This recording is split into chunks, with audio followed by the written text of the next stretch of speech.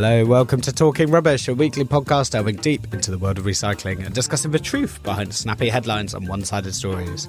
In this episode, we will discuss how ink cartridges are collected, what did Robbie learn in South Africa, are cotton buds rubbish or not, and we have been asked why ice cream tubs can be recycled if coffee cups can't. I'm James Piper, author of The Rubbish Book, and I'm joined by Robbie Staniforth, my far from rubbish friend. Morning, Robbie. Morning, James. You made a face there when I said why ice cream tubs can be recycled if coffee cups can't. You excited for that? I want to skip to the end to find out. I mean, I know that's possible, but I've never really thought why is one and not the other yet. Yeah, it's perplexing, isn't it? Anyway, we'll come to that. Let's not jump ahead too much. But yeah, no, it's quite fun watching your face as I do the intro. See which bits you're most excited to talk about. It's all a mystery to me. Well, not today, Robbie. It's your second takeover episode. Yeah, and yet again, just like the first one, I've forgotten that I'm supposed to come up with a title. It's a good point. When the episode goes out, we can't call it What Did Robbie Learn in South Africa? We're going to have to we'll give it a name. Not that catchy or interesting for the average listener. So things I've noticed this week. When we interviewed Stuart Goldsmith, which I think was episode 30, which was a fun episode, wasn't it? It was manic. Very fun. Absolutely manic. We talked about ocean-bound plastic in amongst all the other things we talked about. And I mentioned that as a marketing thing, I tend to dislike it. You know, what does ocean-bound plastic actually mean? You know, how likely is something to end up in the ocean? You've got to assess that. Where are you taking it? All those kind of things.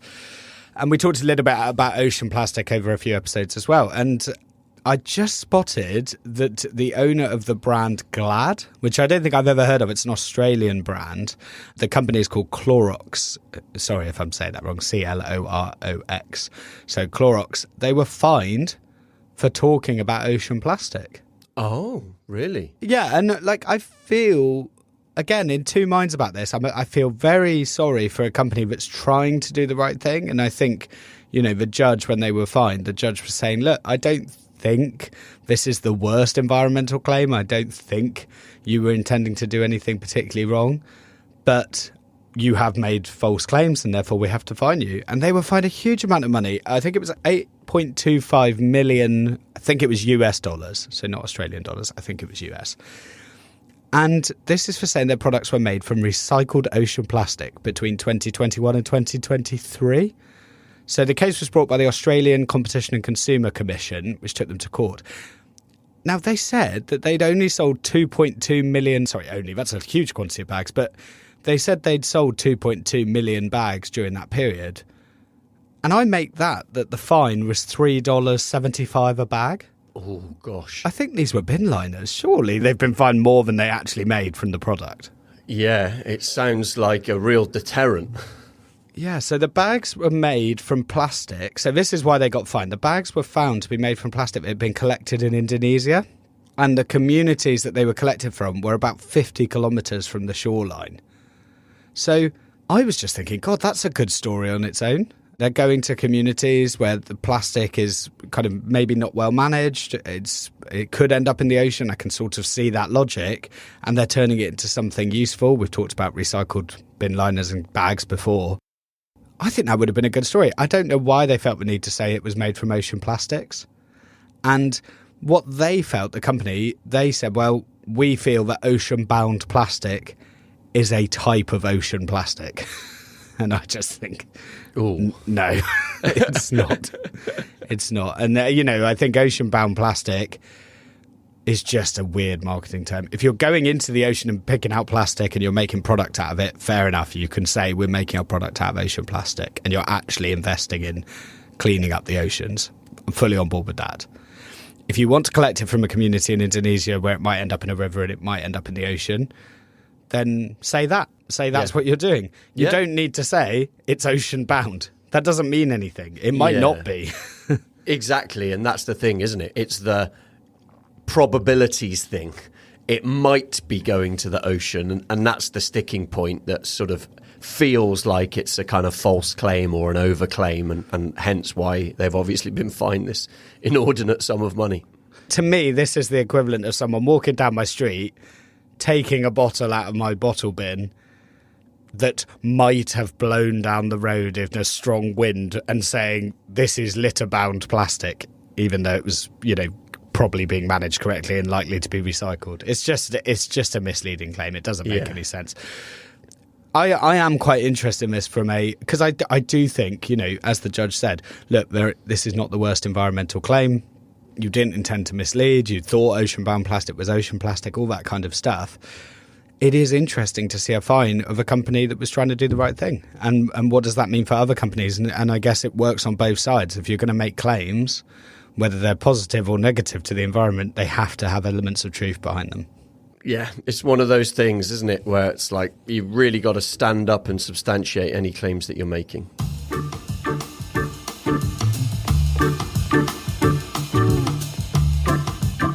Additions and corrections. Robbie, we had, I think, a TikTok video go a little bit viral. It was quite nice. I reckon I'd call it viral. It's definitely viral by my standards. Yeah, well, you're not on TikTok, so I've had to tell you about this viral video. We put out our video about dog poo bags. We said don't buy compostable, don't buy biodegradable, just buy recycled plastic. And that got a lot of comments, a lot of people looking at it. I think we got to 40,000 views, 600 likes, something like that. So it did very well as a video. And a lot of the comments I spotted were saying, yeah, but it's made of corn. It's so much better for the planet. And I thought, okay, there's some people here who don't listen to our podcast because we covered this on episode 19. But maybe I should just do a quick addition and correction to remind people how compostable bioplastics work. And when you say people, you mean Robbie. No, you remember. Surely you remember. I do remember. So, to be clear, compostable plastics do not typically break down in landfill. There's two types of compostable plastic, home compostable and industrial compostable. Home compostables need to reach temperatures of about 30 degrees. Industrially compostable needs to reach temperatures of about 50 to 60 degrees. It does not really happen in a landfill. And I read a really interesting story. There was a guy who was an archaeologist. I think it's the guy who wrote the book. There's a book called Rubbish, and not related to the Rubbish book, a different book called Rubbish, written back in the 90s. And it was a guy who was an archaeologist who realised the most interesting thing he could dig was landfills. Because actually, if you dug down into a landfill, you could use newspapers and brands to work out how old something was. And you could also see how people were living at that time. And I think he dug up a corn on the cob that still had corn on. Oh, wow. Still had the little yellow corns or whatever. And so there was a discussion about how's corn-based packaging going to break down if corn doesn't break down on the cob? How's that going to work? Okay. So yeah, if you want more detail, go back to episode 19. But basically, the key thing to remember is bioplastic is where the plastic comes from. Compostable, biodegradable, these words do not mean that plastic is corn-based or bioplastic. The thing you're looking for there is the word bioplastic. So these are plastics made from plants, and some will break down and some won't. So a plastic made of plants, a bioplastic that breaks down is like PLA. And PLA is a bioplastic because it's made from cornstarch. But it's also compostable because it will break down in determined conditions. But there are also bioplastics that don't break down. Yeah. So chemically, bioplastics that don't break down are indistinguishable from their oil-based cousins and would also be called things like PE or PET. So you can have a PET that's created from oil. You can have a bio-PET that is exactly the same chemically, but made from bioplastics. So it is true that most compostable plastics are bio-based. That is true, as in if you've got a compostable plastic, it's likely to be bio-based. But it is not true that all bio-based plastics are compostable. So you can have plastics made from plants that are exactly the same as the oil plastic and do not break down. And we're going to be talking a little bit later about not about the corn-derived refuse bags, but we're going to be talking about why recycled content is so important and why we're so big on that in bin bags a bit later from my trip for South Africa. So great tee up. Oh, excellent. I'm excited. And we talked a little bit last week about AI. Oh, yes, I remember this. The power consumption thing, wasn't it? Yeah, power consumption. Well, it's evolved again this week. Oh. Robbie, can you guess what 67% of people in the US do and 71% of people in the UK do linked to AI? Make those dolls of themselves. Possibly true, but that was last week. No, 67% of people in the US and 71% in the UK are polite to AI. They say their please and thank you. But it is environmentally damaging. Really? Yeah, like when, there were these stats about if you send an email just saying thanks, how carbon intensive that is, and is there any point in doing it? It's the same thing with ChatGPT. They've come out saying it's costing tens of millions of dollars in electricity just from people saying please and thank you. Oh my gosh, I've never really thought about that. Just the extra processing of politeness. Yes. It's difficult, isn't it? I don't really want society to move backwards in terms of politeness. I'd quite like them to say please and thank you. But I don't think we necessarily need to do it with AI. And but this is just everyone preparing for the takeover of AI, isn't it? It is so funny you say that, genuinely. You've got to have your bases covered. I'm loading up my phone because this isn't in my notes. I just this morning, because I couldn't sleep, this morning at 2:20, I took a screenshot, okay? Yeah. You ready? I think, again, this was on Dole Men's Club, I think, and I took this screenshot because someone had put into ChatGPT. Actually, I'm not sure it is ChatGPT. Oh, yeah, it is. Yeah, someone had put into ChatGPT, thank you, soon-to-be robot overlord. And ChatGPT responded saying, you're very welcome, future loyal human ally. Let me know if you want help with learning, doing, teaching, or just surviving the impending AI uprising. Oh, God, that's amazing.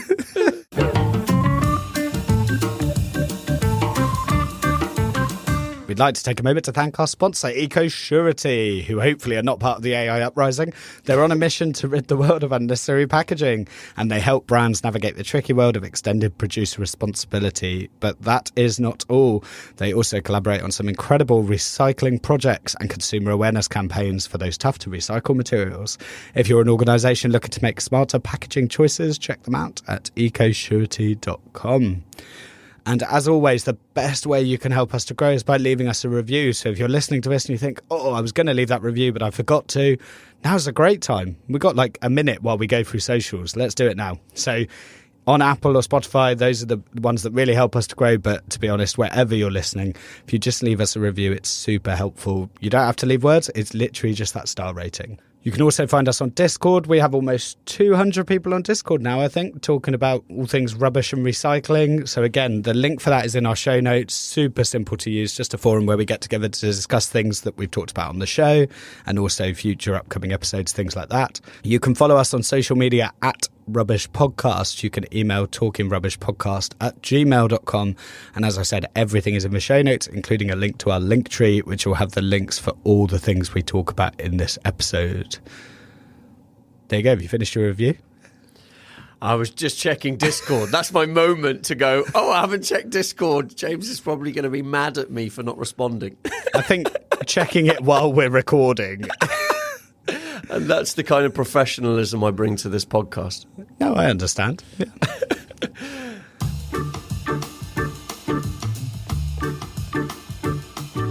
Rubbish process. So on Discord, we had someone ask about this. We asked whether anyone wanted any rubbish processes covered, and JB the Rockstar commented saying, could we do ink cartridges? So how are ink cartridges collected? And as this is a Robbie takeover, I'm back doing the rubbish process. Great. 1 week only. Loving it. I can't wait to find out how these are collected. It's not something I've had to worry about because for the last more than a decade, whenever I've wanted to print something, I do it at work. So I'm not worrying about dropping off ink cartridges. But I know it's something that my dad definitely does a lot of this, printing stuff at home for the various societies that he's member of or whatever for meetings and things. So how do we get rid of these ink cartridges then? So I found some data from an organisation called the Recycling Factory. They seem to be the largest in the industry at collecting ink cartridges. They've certainly donated a lot of money to charity. We'll come on to that. They collect over 8 million cartridges a year. So I just wanted to thank them for some of this data. They were saying that 1.1 billion inkjet cartridges are used around the world every year. And in the UK, that's about 65 million. So that's about one per person, isn't it? That's about our population. That's an awful lot of printing, isn't it? I thought sort of printing was old hat now that people have QR codes on their phone for tickets and things. Yeah, although I've got a printer and I do occasionally have to use it. Occasionally it's like, oh no, I do need to physically sign this thing. So anyway, 65 million used in the UK and only about 15% are recycled.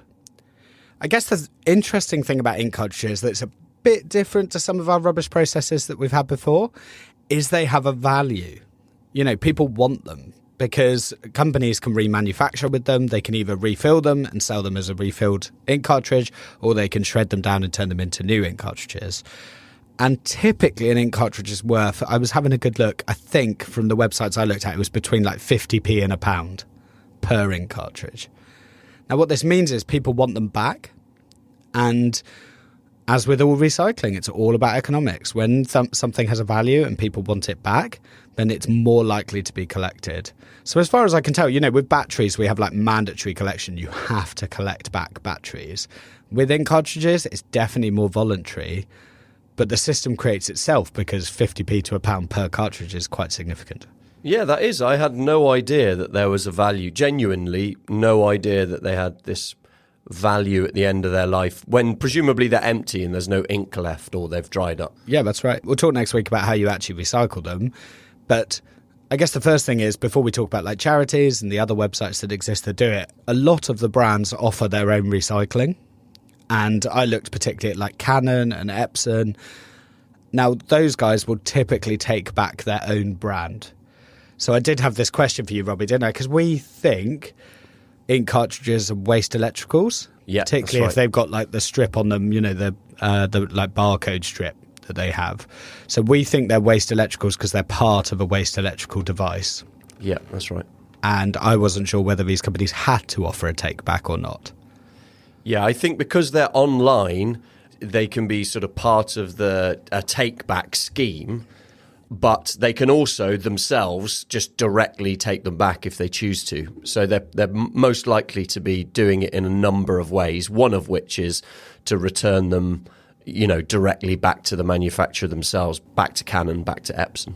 Okay, but those brands, as I said, will only take their own brand. But obviously that meant if you went into like a Currys, for example, and you bought a HP ink cartridge, as an example, you could give back your old one. They would be obliged to take that under the waste electrical legislation. That's right. And it wouldn't matter whether it was a HP one or a Canon one, Epson one, or unbranded one that fit any of those printers. Yeah, and I guess that's worth saying because the ones that I found that had value were the branded ones. So if you've got an unbranded one, that's where you might not have value. And so that's where you might want to use that, where it's like, okay, I'm going to go and buy another unbranded ink cartridge. I'll give back my old one because I've got no other way of doing it. And that will increase the recycling rate because 15% is pretty shocking, to be honest, for something that's got value. So when we all use up our ink cartridges, we should all think about how we recycle them.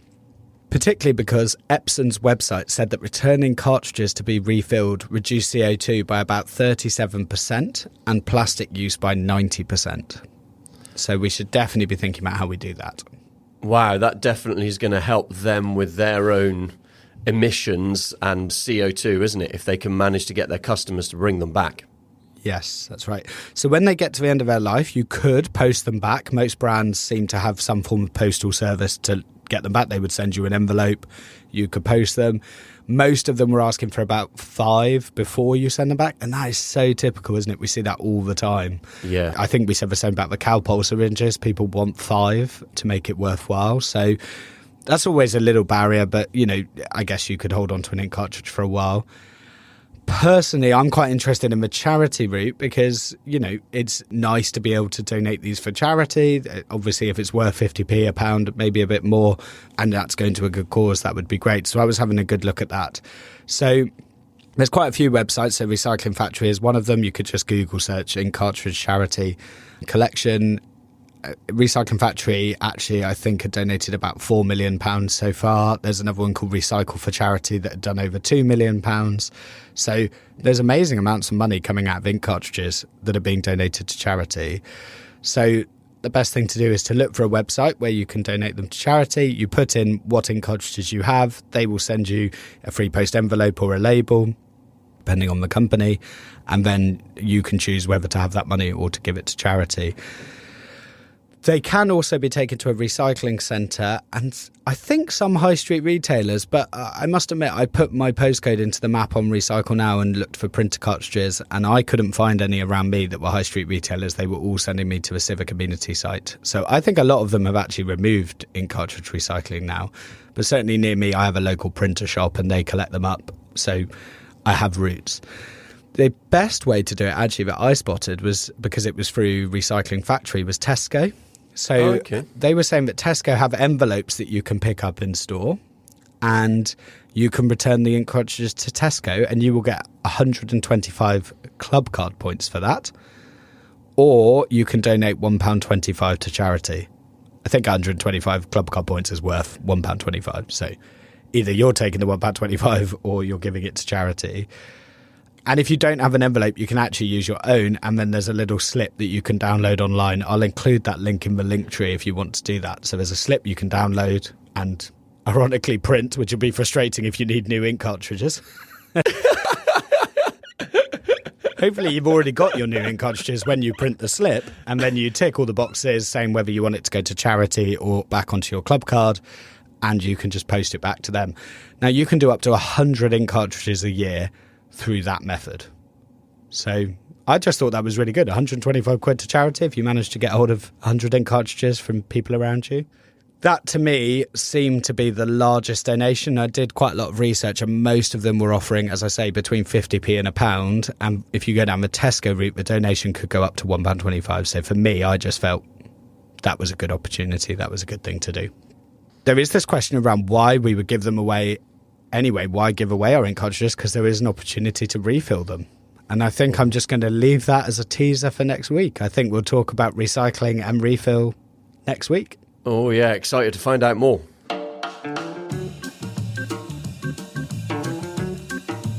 Trash talk. Welcome to Robbie's Takeover. Robbie, you have recently been to South Africa. And we promised the listeners that you would tell us all about it and what you learned and what you were interested in. So I'm going to hand over to you. Yeah, no, really excited to be talking about my holidays. I presume it's the work and rubbish related stuff you want, James, not my holiday snaps. Yeah, do I get to do this? I'm going to Bruges in like a month. I'm getting a train across to Bruges. Do you want me to do like a special? Yeah, it'd be great. Well, Bins in Bruges. I think you'll find through the course of this section, this trash talk, that actually it is so fascinating what is very similar between different countries when it comes to rubbish and recycling and all of the things that are totally different. And you just can't believe how different they are to what you just get used to at home. First thing to say is, cards on the table, I was born in South Africa, not raised. So that means I can do the accent, but I'm going to save you from that for the whole section because I think I'll probably offend an entire nation. So I was going over on holiday already. So the first thing I need to get out the way is the flight all the way over to South Africa, because I know people are going to be writing in and saying, oh, I hope it was worth spending the carbon. I was going there on holiday anyway. And amazingly, the UK's Research and Innovation Department asked me if I would like to go on a mission, which made me sound like 007 or something, to go and explore plastics and how that's working in South Africa. So the whole trip literally was a week after I was in South Africa anyway. So it was really fortuitous. Oh, yeah. You were good to tie your holidays in with your business. That's good. Yeah. Work and pleasure. Work and pleasure. It's like this podcast. Absolutely, that's true. And so the reason that the UK government had chosen South Africa for this mission is because both nations have similar plastics commitments. There's also a low language barrier. You know, English is commonly spoken, although there are many other languages in South Africa too. And this mission that I was on for UKRI is effectively, it's one before a trade mission. They call it a global expert mission, where a team of experts, in this case in plastics, go to another country with a UK government delegation to try and explore collaboration. And it's a step before potentially then having actual direct kind of trade agreements and things between the two organisations, and more formal commitments between either UK companies and South African companies, or maybe the UK government and the South African government. And the idea is we learn from each other, right? It's not a one-way relationship. It's both sides have something valuable to teach each other. That's exactly it, yeah. So there are things that they do there that we can learn from, and we definitely did learn from, and likewise things that hopefully we can export our expertise to South Africa where it might be most appropriate for them. And so they put a delegation together, of which I was lucky enough to be asked to go. It was about sort of 10 or so of us. And we spent time in Pretoria, Johannesburg and Cape Town discussing all manner of issues relating to plastic. Now, I must say, it was predominantly focused on recycling, much more so than decreasing the use of plastic, using niche and novel materials. Actually, Pierre from Nopla was on the trip too, who we interviewed in one of the podcasts. But there was a lot of focus on recycling, particularly. Like, we've got this plastic waste, what are we going to do with it all? Did he take you out to see the seaweed? I didn't manage to do it because I was flying back a day earlier, but I can confirm that he did yet again go out and swim in the kelp forests. I think he had a special trip planned, and I saw some pictures of it on social media. Sadly, I did swim amongst the seaweed and the kelp, but that was when I was on my holiday section as opposed to my work section. So we spent some time discussing plastics with regulators, legislators, research institutions. I managed to get to the ambassador's residence in Pretoria, which was very nice, I must say. And I did an update from there. And the overview of the issue is that, newsflash, plastics remains a problem in South Africa, just like it is in the UK, just like it is in the rest of the world. But there were a couple of things that were just so interesting in the way that they're trying to tackle the waste problem. And the first thing to cover is the fact that they have a whole section of society, and a job, if you like, called waste reclamation. So these are people who reclaim the waste from whether it be litter picking for very specific items that have a material value, such as plastic bottles, in the instance we were talking about, but also aluminium cans too, they would pick up. But they also do this on landfill sites. So I visited a landfill site, and I could not believe that there were literally workers with safety boots and protective equipment literally scraping the landfill and mining it by hand for plastic that they could derive some value from. And are they employed by the landfill site, or are they're just working off their own back? No, and this is the really interesting thing, is that they see themselves as entrepreneurs. They're making a living, they're self-employed, they decide when they want to work and what they want to pick, based on the material value. And they're kind of incidental eco-warriors, if you like. They're doing it out of economic necessity. We haven't talked about that guy yet, have we, who's buried his Bitcoin computer in the landfill. Oh, yes. It's on my list to talk about because it's such an amazing story. But he would love this if he was allowed on the landfill to dig through. I mean, absolutely would, yeah. If you don't know this story, this guy accidentally, I think his girlfriend threw out his computer, suspect it's girlfriend, threw out his computer with all his Bitcoin on it. And as the value has risen, he has got increasingly desperate to unearth that computer from the landfill, but the council won't let him on. And so it's interesting, isn't it? You go to another country and it's like people are digging through this who aren't part of the kind of infrastructure, the established infrastructure. They're just doing it off their own back to find value. It's just very different. That's exactly right, yeah. Total different set of rules. So it was amazing to us that these people were doing this work. And so we spoke to the African Reclaimers Organisation, or ARO as they like to be called, who are trying to help effectively be a trade association for these waste reclaimers and try and ensure, because they are entrepreneurial, they can be quite a disparate bunch, if you like, but they need to come together to try and improve working conditions, etc. And so that was formed in 2016 to help them. It's a kind of community grassroots organization that interface with communities to try and effectively make people see that these are valid jobs in the community and that waste reclaiming can be done in a sort of ethical, sustainable way, and that isn't something that the community should be trying to stamp out and get rid of these people who are just trying to make a living. And also, they are, as I said, incidentally eco-warriors, because they're literally going after the waste rubbish that people are just throwing out and don't have any value for, and they're trying to make value out of them.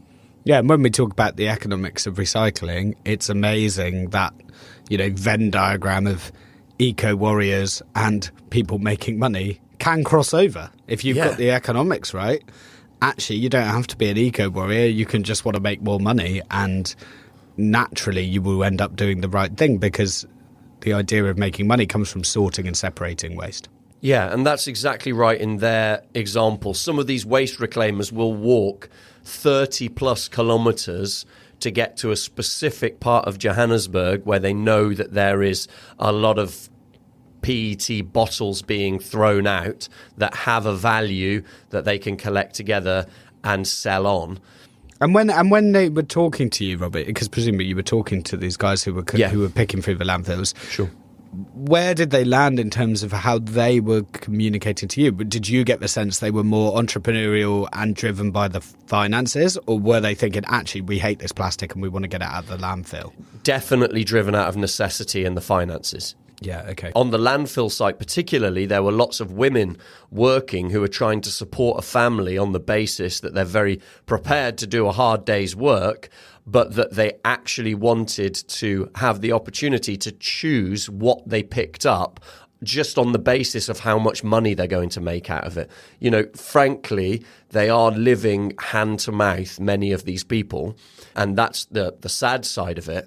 But on the other side, you can project onto them that, why don't we give all these people jobs? Lots of them don't want a formal job.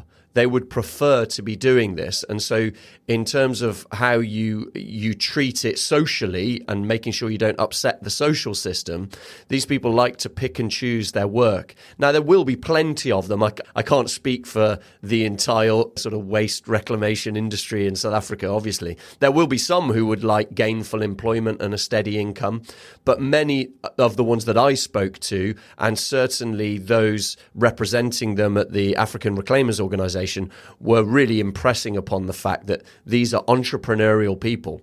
And right down to the point that if extended producer responsibility or particular brands give an item of packaging a value and it gets out to this network of reclaimers, they'll go and pick it. So if you've got an item that's easily identifiable and you really care about getting it back to grind it up and recycle it, it will happen. You just need to pay enough money for it to happen. And this comes back to what we've talked about anywhere in the world, James, where if the economics is right, recycling will happen. Yeah, and I found that just with that in cartridge research, I found that different brands were priced completely differently. And it's because the brand has put a different value on that in cartridge.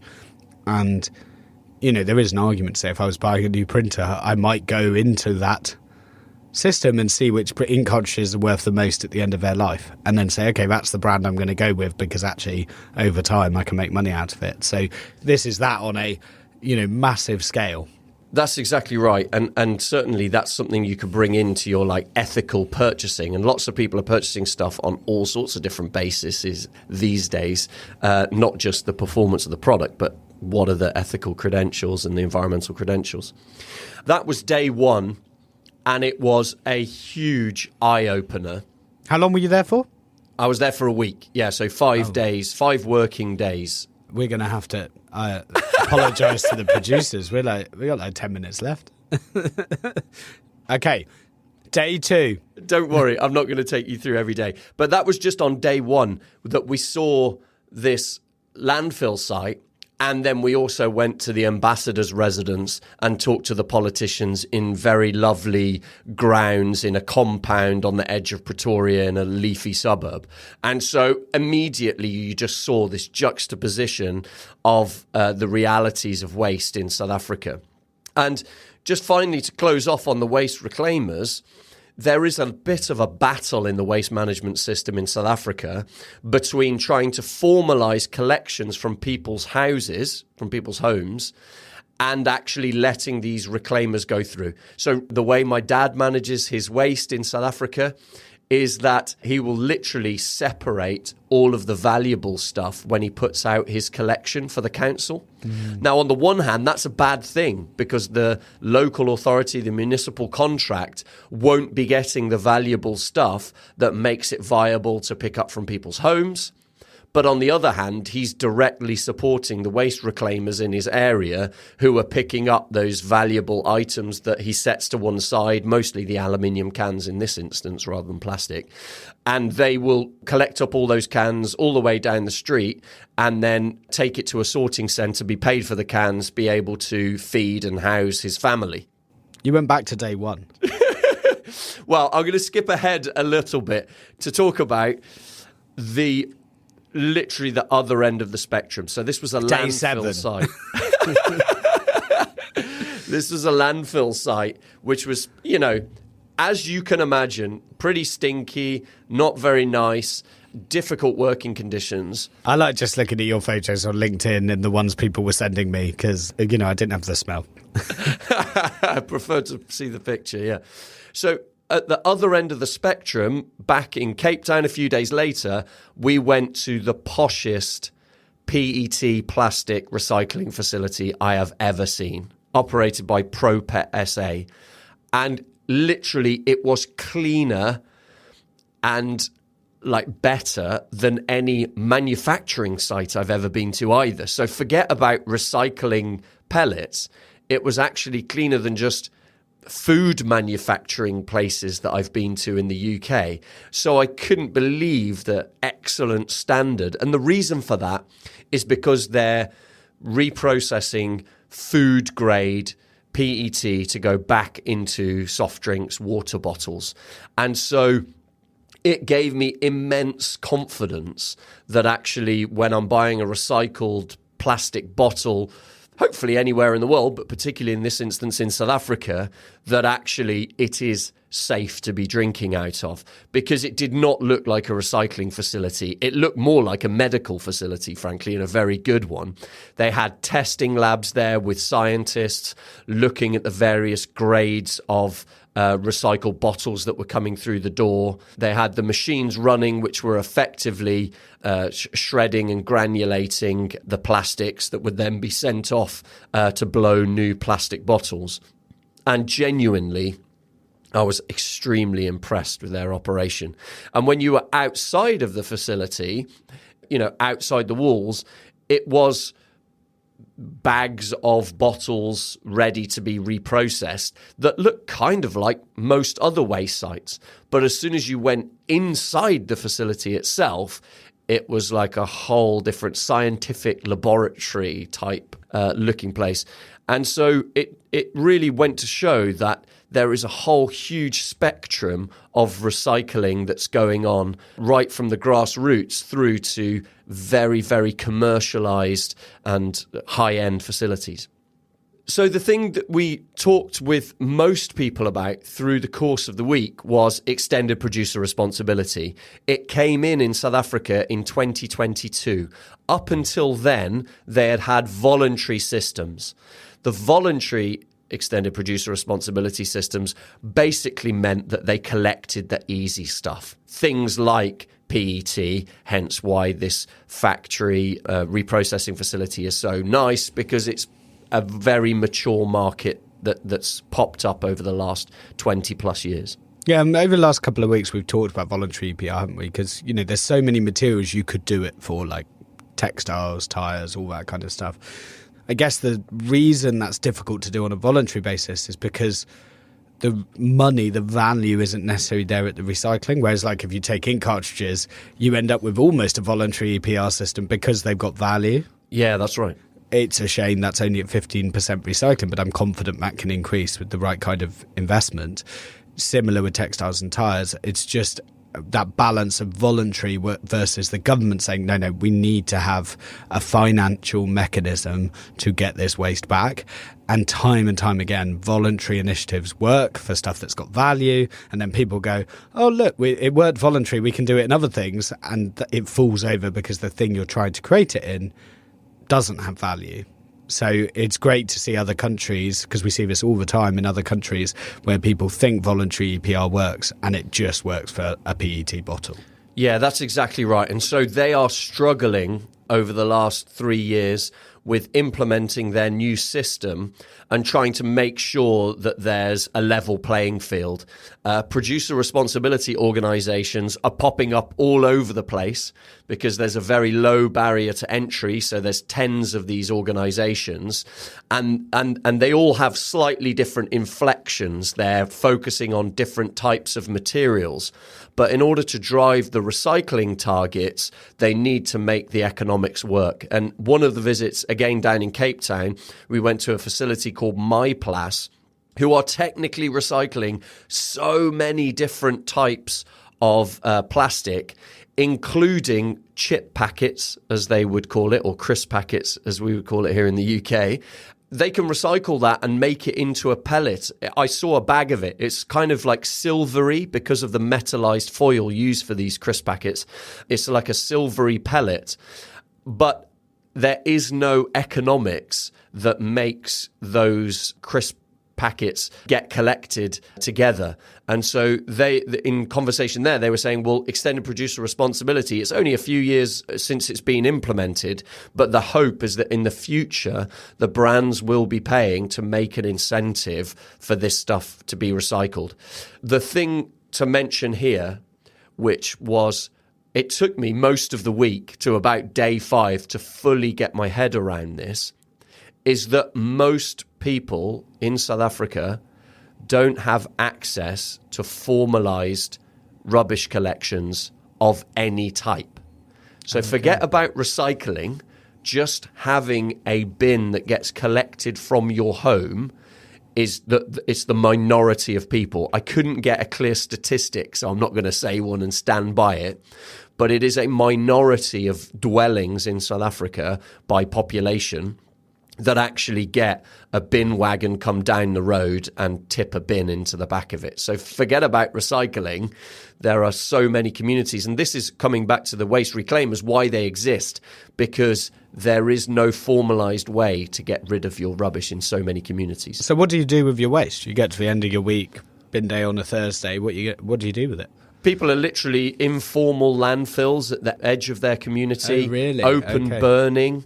There's a whole range of things that happen, but the idea that a bin wagon comes down the street and tips it is only relevant to a very small proportion of the population. And this is why when we talk about exports, it's so uncomfortable, because a lot of these countries, want to make money from waste, and so they will import waste from other countries because they might get paid to do that or whatever that looks like. And you're just compounding a problem that already exists because you haven't got the management in your own country to take on your own waste. So you shouldn't really be importing loads of other waste. And, we talked about that in our export episode about some countries that are taking in waste and just taking in way too much, way more than they can manage. And you just create more and more of an informal sector. Yeah, and I think it's one of those things that if it doesn't really have much of a value here in the UK, it's not necessarily going to have much of a value anywhere else. Whereas things like used PET bottles are the kind of things that these countries will want to have because they do have facilities that they can scale up. But mixed the paradox waste, is we want the PET too. That's the Exactly. paradox, isn't it? We recycle a lot of PET in the UK because it's got value. We export a lot of the stuff we don't want because it doesn't have value. And so you're just compounding. It's just that is the problem. Yeah. the things other countries want are the things that the exporter also wants. Yeah. And so the idea that extended producer responsibility might collect all of these crisp packets, in my view, is a bit of a pipe dream, because until there is formalized waste management across the country where the majority of the population can get access to just disposing of their waste in a formalized legal way, you're running before you can walk in lots of areas. And the focus of the government is much more around how do we sort of level up across all of the different areas. I think Cape Town generally was put across to be ahead of most of the other municipalities in terms of waste management. But even Cape Town itself and Western Province that it's within still has many parts of the community that also don't have a formalised waste collection either. So finally, and this is coming back to our recycle content shopping bags and bin bags that we've been talking about and going viral on TikTok for the dog poo bags. It was so impressive. I went to 2 different places. One was Premier Plastics on the outskirts of Pretoria, and they are making a bag that's 60 micron thick. So that's thinking back to episode 4 where we talked about the carrier bag charge in the UK. That would count as a single-use carrier bag, this 60 micron thick bag. And they have managed to now get to, and there is legislation coming in for 2027 to get to 100% recycled polypropylene bag. In 1991, it was totally made out of virgin plastics. By 2023, it was about 50-50. This year in 2025, it's around 75%. And they are getting, they literally can make these very nice looking carrier bags, which is like the kind of singlet design, you know, with the 2 arms that you can tie it together. And interestingly, they make it 60 microns thick, which is quite thick, because people who use these reuse the bags a lot. And you see it when you're out and about shopping, etc., that these bags get used again and again, and not just for shopping, as actual bags in place of a rucksack and things, because they're so thick and last so long. Great. So, I mean, what have we've covered so much there. I'm going to hand over to you for a summary, but just so I can get clear on what you did over the course of your week, most of which was on day 1, by the sound of it. You visited a landfill.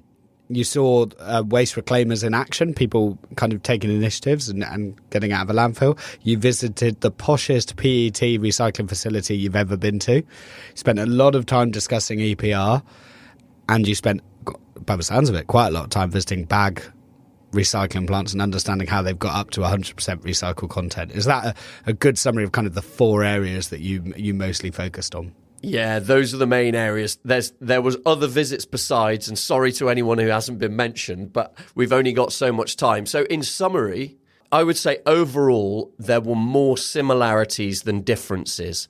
When it comes to plastics particularly, the things that were similar is flexible plastic is really difficult to collect and recycle. We have very similar technical solutions. When I went to MyPlas, it was very similar to visiting recycling plants in the UK. Same with that very posh PET facility at ProPet.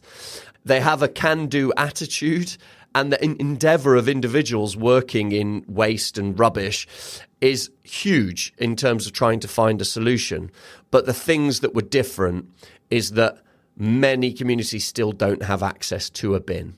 Any bin, never mind recycling. And these reclaimers are needed. We talked about the uproar in Birmingham recently when people didn't get their bins collected in episode 39. Well, just imagine a place where there never is a collection of a bin and you just have to find a solution. You're left to your own devices for what to do with all of your waste and recyclable waste within it. So I think that's the main take-home point. And just a quick shout out to Waste Aid, who's a UK-based charity who have initiatives around the globe in lots of different communities to try and highlight this exact issue, that many communities just don't have any sort of formalised waste management. And my biggest learning is I can go on holiday and expense it to talking rubbish. Lovely. If only we had the budget, though. I was just thinking, who's paying for that? We've got no money.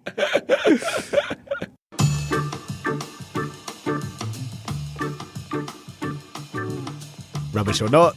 So today's Rubbish or Not came from Sarah on WhatsApp. Thank you so much, Sarah. And it's cotton buds. So, Robbie, since 2020, I think we talked about this in our band episode, and another good place to look is my interview with Nat Faye that I did in episode 5. So, all the way back in episode 5. Feels like a long time ago, that now. Where we talked about banning plastic cotton buds, and those are now banned, and you have to use a cardboard cotton bud. So, the question is, now that there are cardboard cotton buds, can they be recycled, Robbie? I mean, I'm pretty confident that these are rubbish.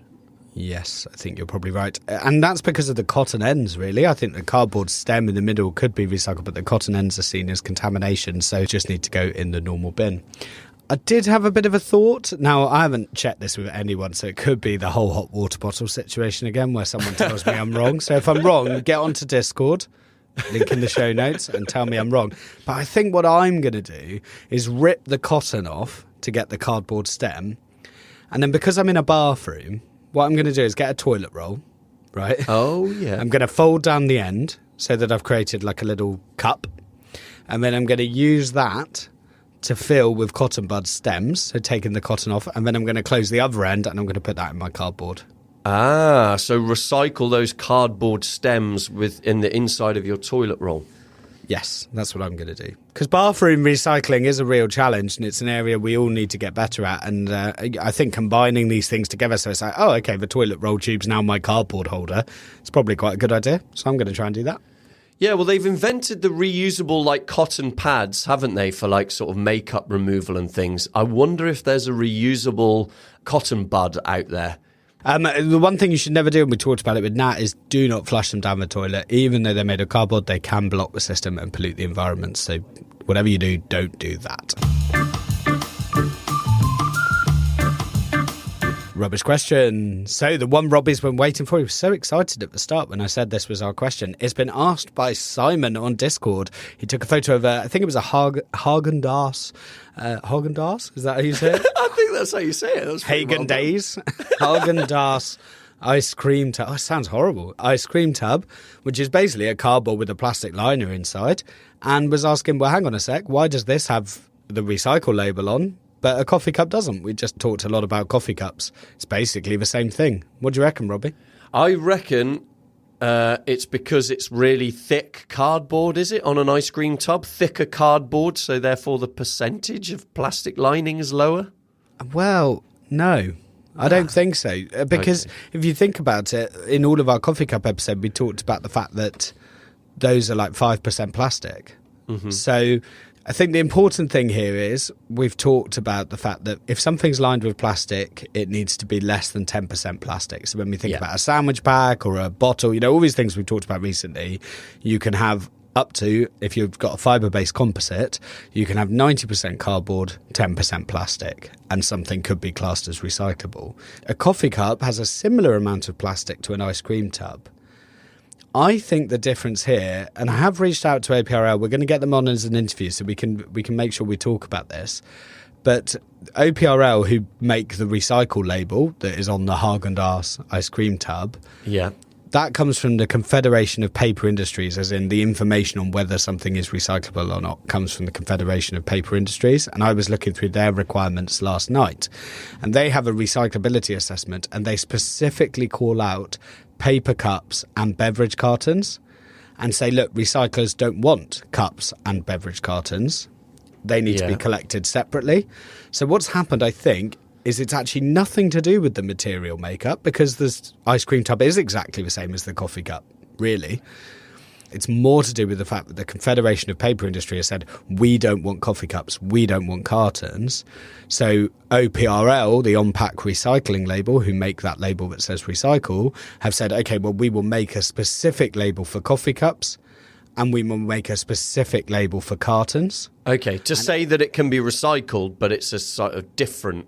Well, so the coffee cup one says take it back to a coffee shop, and the carton one says check. check your council. Check locally, or I think they say recycle now because of the number of councils that collect cartons. Okay. But that is what has happened. The Confederation of Paper Industries has specifically said we need something special for paper cups and we need something special for cartons. So they have their own label, and everything else that's lined with plastic, so ice cream tubs, sandwich packs, whatever it is, just falls into the generic rules, which are it has to have less than 10% plastic.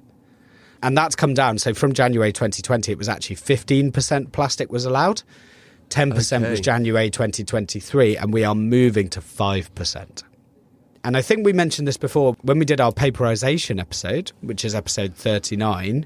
We talked about that kind of non-paper components and how much they could take. And I think the CPI, the Confederation of Paper Industries, had estimated 120,000 tonnes, if I remember rightly, was kind of non-paper and an issue, but it only made up 2% of material.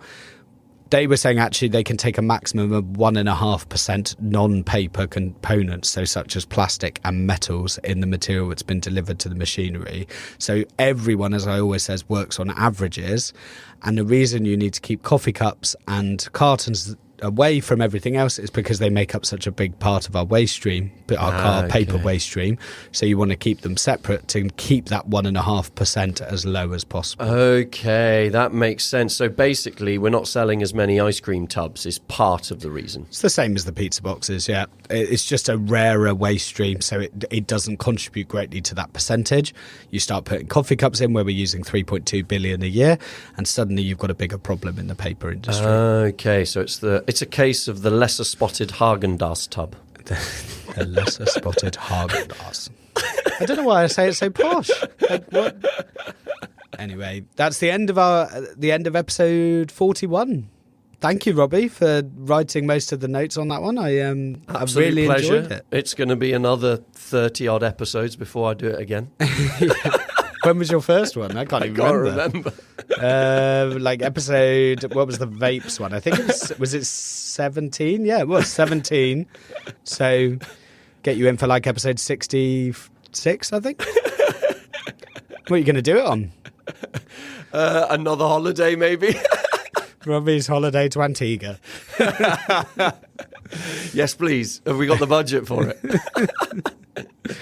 As always, thank you so much for listening. Thank you for leaving reviews, engaging with us on Discord. We just absolutely love it. We really appreciate you guys taking the time to listen to us and making it this far, if you're still listening. If you want to get hold of us, you can email talkingrubishpodcast@gmail.com. You can WhatsApp us. You can join the Discord. Whatever you want to do, it's all in our show notes. And the link tree is also in our show notes with links to everything Robbie's talked about, which this week might just be your holiday snaps. I can't think what we're going to put in. I got a few good picks. Okay, we'll put in some holiday snaps of Robbie. So, again, thank you all so much, and we will see you next week. Bye. Bye.